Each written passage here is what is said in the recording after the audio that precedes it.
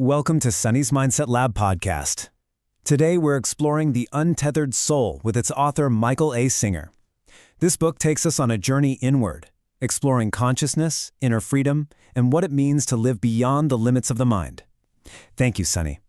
The Untethered Soul is an invitation to step back from the inner voice, understand who you truly are, and learn how to live with openness, peace, and freedom. Michael, your book opens with this powerful idea right here on the screen. You are not the voice of the mind. You are the one who hears it. This seems to be the foundation for everything that follows.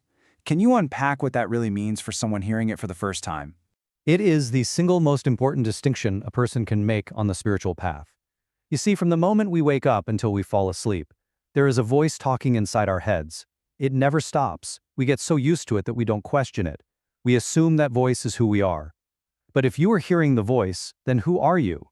You have to be the one who is listening. That realization, that you are the listener, the witness, is the beginning of all true freedom. That's a profound place to start, and it seems like the book really lays out a clear path to explore this. So for our conversation today, we're going to follow that structure.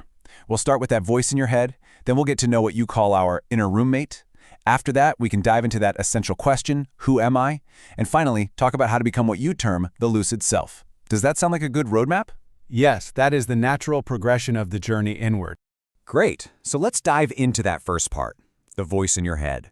You say there's this endless chatter. For someone who might be so used to it they don't even realize it's there, how do they begin to notice? Well, the funny thing is the moment you try to notice it, it's already there.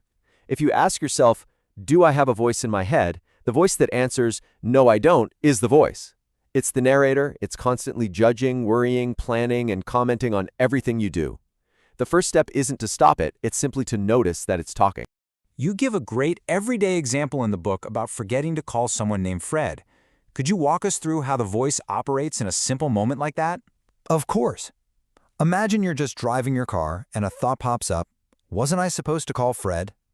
Immediately, the voice creates a whole drama. It says, oh my God, I forgot. He's going to be so mad. Then another part of the voice might argue, well, should I pull over and call him now? And another part says, no, I'm late already.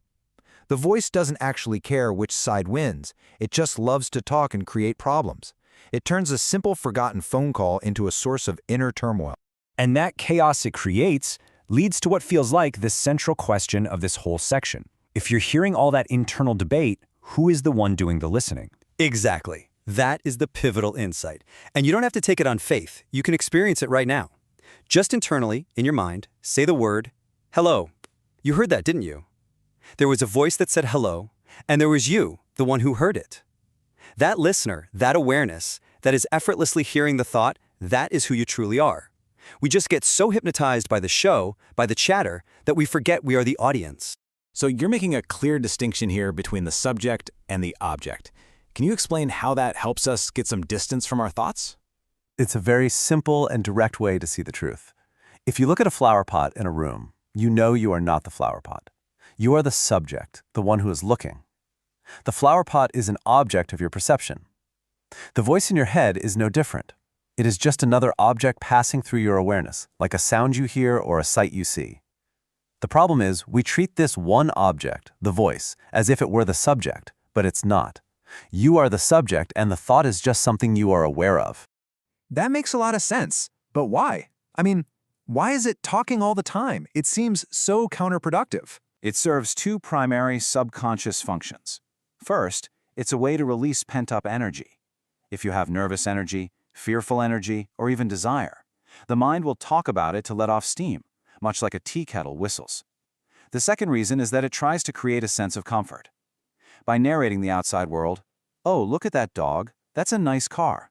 It takes the vast, unpredictable external reality and brings it inside into the seemingly controllable realm of your thoughts. It creates a mental buffer between you and the raw experience of life. That idea of a mental buffer is fascinating. To help us understand this voice better, you introduce a really memorable metaphor in the next section. You ask us to think of it as our inner roommate. Michael A. Singer. Yes, the goal is to objectify the voice, to stop thinking of it as me. And a powerful way to do that is to personify it. Imagine that the voice in your head is not you at all, but a separate person who lives inside you, a roommate. And as you'll soon find out, this roommate is quite a troublemaker. And this roommate is, well, pretty negative a lot of the time, right? Constantly. This roommate has a problem with almost everything. You could be driving a brand new car you've wanted for years, and the roommate will be in the passenger seat saying, "I bet this thing is going to break down." You could be at your own wedding, a beautiful day, and the roommate is whispering in your ear, "I don't know if this is the right thing to do. I don't want to be here." It has the power to ruin any experience by creating inner conflict and doubt.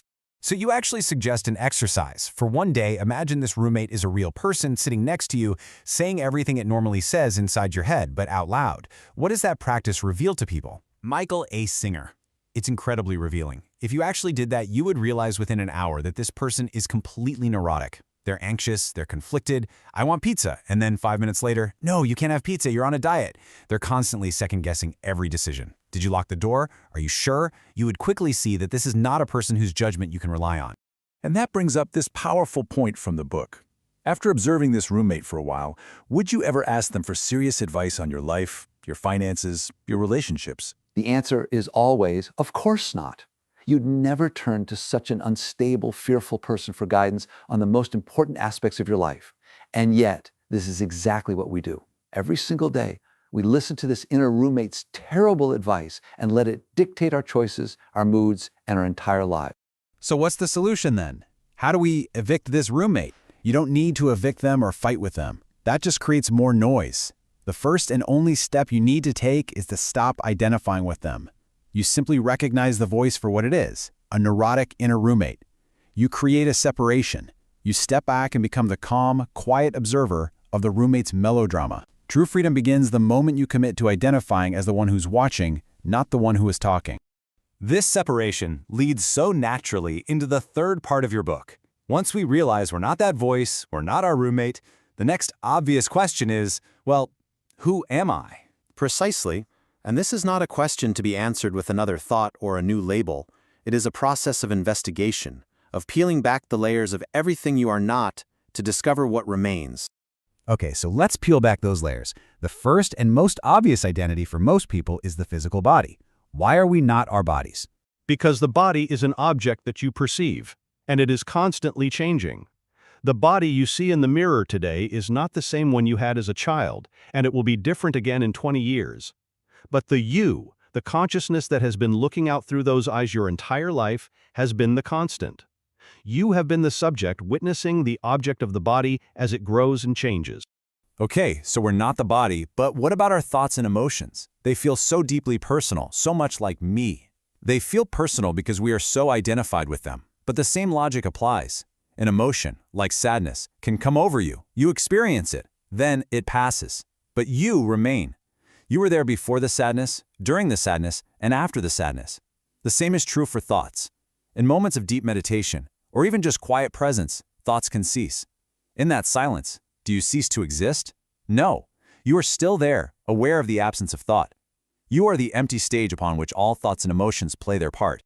So if you're not your body, not your thoughts, and not your emotions, after you've let go of all these objects of experience, what is left? What's left is the subject itself. It's the background of pure awareness or consciousness. It's not a thing you can point to, it's the quality of awareness that makes the perception of all things possible. It's that intuitive, simple sense that I am here. It's the silent witness, the context in which your entire life unfolds. I love how you illustrate the difference between this vast consciousness and the limited mental voice. Can you share that simple exercise of looking out a window? Of course. You can feel the difference directly. If you just look out a window, in a single effortless glance, your consciousness takes in the entire scene, the trees, the sky, the clouds, every detail all at once. It's instantaneous and vast. Now try to describe that same scene using your inner voice. Okay, there's a tree. It has green leaves. The sky is blue. You can feel how slow and clumsy it is. The mind is a narrator, trying to describe a tiny piece of what consciousness perceives in its entirety in a flash. This all brings us to the final, practical part of the journey, becoming the lucid self. This sounds like bringing this awareness into our day-to-day lives. You compare it to lucid dreaming, waking up within the dream of life. That's a very good way to put it. To become the lucid self means you are aware that you are aware while the events of your life are happening. You are no longer completely lost in the drama, hypnotized by the movie playing on the screen of your senses. You are awake to the fact that you are the one watching the movie.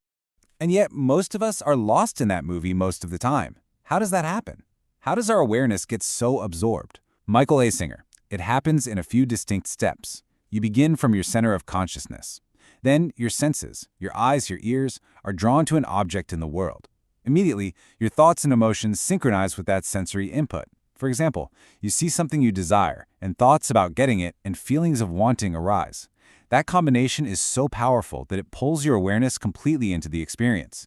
You forget you are the witness sitting in the center, and you come to believe you are the desire, the fear, the character on the screen. So how do we wake up?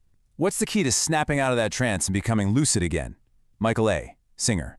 The key is to turn the light of consciousness back onto itself. Instead of being aware of a thought, you become aware that you are aware. It's a subtle shift. You stop focusing on the object of consciousness and instead rest in the subject, the awareness itself. When you make that shift, even for a moment, you experience the truth of this quote. You realize your true identity is not the human being with all its problems and stories. You are the pure consciousness that is simply watching this human being's life unfold. So, is that the real purpose of meditation then? Not necessarily to quiet the mind, but to practice this shift of focus. Exactly. True meditation is not a struggle to stop your thoughts.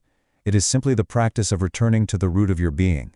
It's about letting go of the objects of consciousness, the thoughts, the feelings, the sounds, and relaxing back into the subject, the simple awareness of being aware. It is resting in your natural state as the silent witness.